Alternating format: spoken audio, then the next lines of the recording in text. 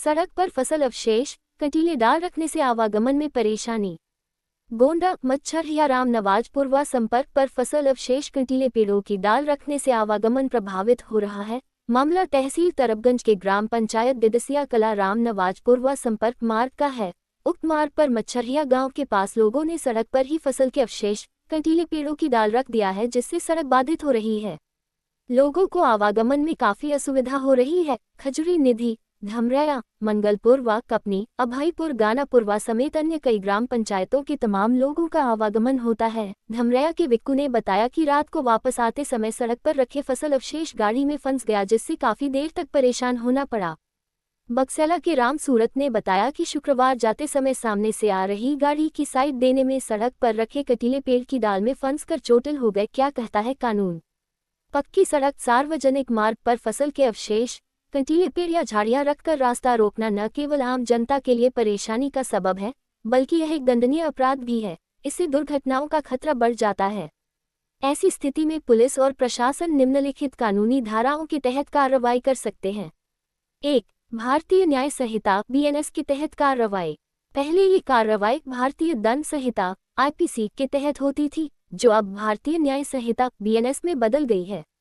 धारा 285 सार्वजनिक मार्ग में बाधा डालना। यदि कोई व्यक्ति किसी सार्वजनिक रास्ते में कोई सामान रखकर बाधा उत्पन्न करता है या किसी व्यक्ति को खतरे में डालता है, तो पुलिस इस धारा के तहत कार्रवाई कर सकती है। इसमें जुर्माने और सजा का प्रावधान है।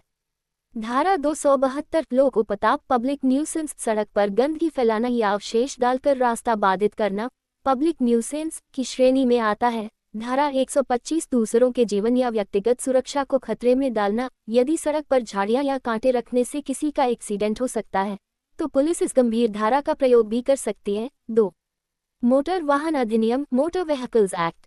सड़क सुरक्षा नियमों के अनुसार पक्की सड़क पर किसी भी प्रकार का अतिक्रमण या अवरोध पैदा करना अवैध है। पुलिस यातायात में बाधा डालने के लिए चालान काट सकती है और संबंधित सामग्री को जब्त कर सकती है। 3. पुलिस की कार्यप्रणाली स्टेप बाय स्टेप। मौका मुआयना। पुलिस घटनास्थल पर आकर स्थिति का जायजा लेती है।